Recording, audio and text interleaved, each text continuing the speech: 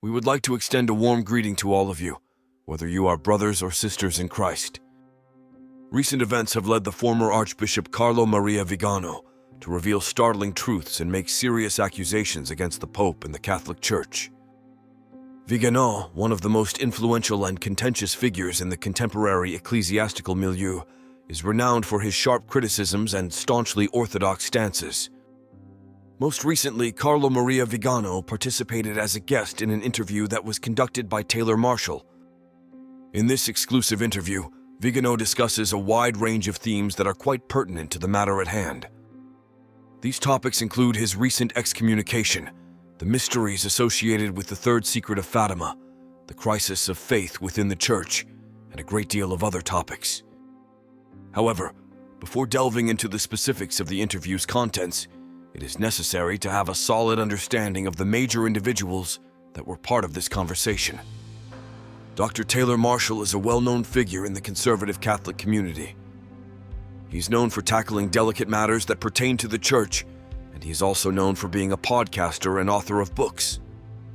The Archbishop Carlo Maria Vigano, on the other hand, is one of the most critical voices against Pope Francis. He is frequently accused of representing a traditionalist faction that stands in contrast to the Pope and the progressive current that is currently leading the Church. Vigano, who was recently excommunicated by Cardinal Victor Manuel Fernandez, prefect of the dicastery for the doctrine of the faith, on grounds of schism, is the subject of this conversation, which takes place at a particularly crucial moment for him. An accusation of this nature has been categorically refuted by Vigano the individual. Now, in this setting, we are able to investigate the primary topics that were discussed during the interview. Concerning the numerous charges that Vigano has made over the course of the years, one of the first things that is discussed is the matter.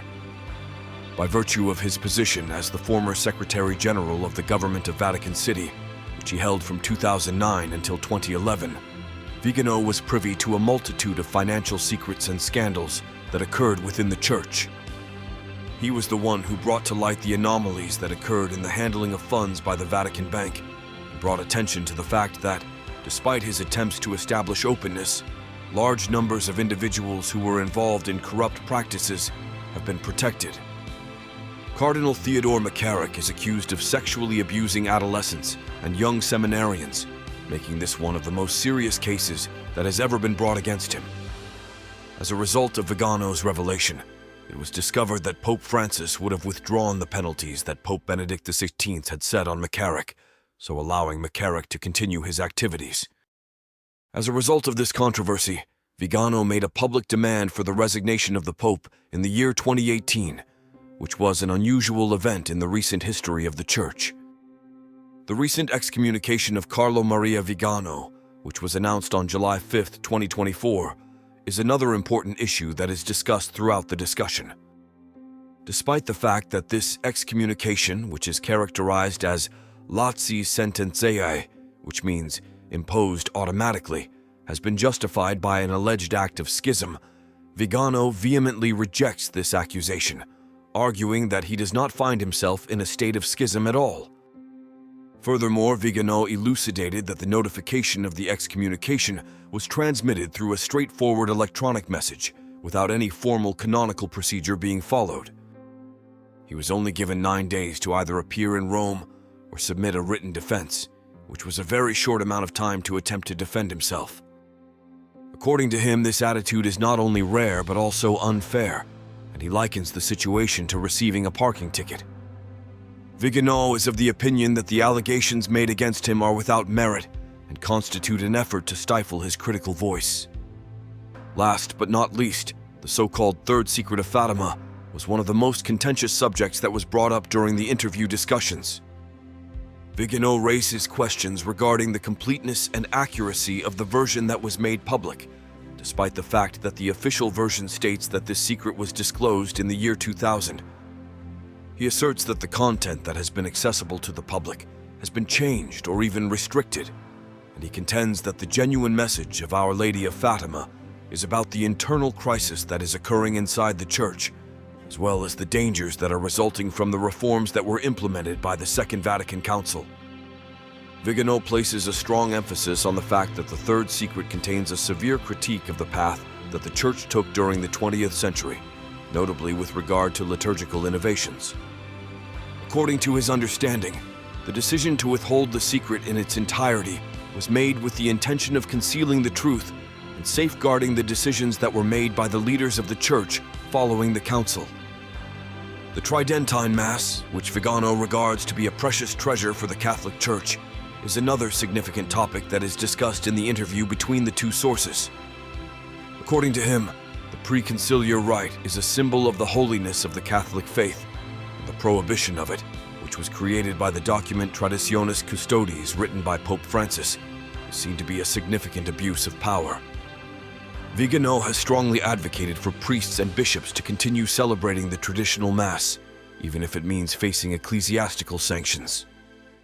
He is of the belief that adherence to tradition should take precedence over allegiance to an authority that, in his opinion, betrays the mission of the Church.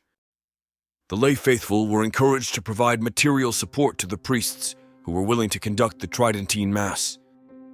Additionally, they were encouraged to organize themselves into smaller communities, to purchase churches that were available for purchase, or to construct home chapels where they might continue to celebrate the ancient liturgy.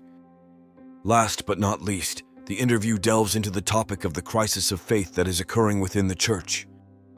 According to Vigano, the current ecclesiastical authority has forsaken the essential values of Catholicism, falling to a moral and spiritual corruption that spreads far beyond the Vatican, reaching the highest echelons of global power.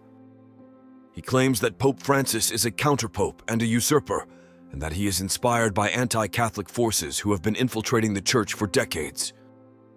According to Vigano, this problem cannot be overcome without a return to the initial purity of the religion and the traditions that have been passed down through the generations.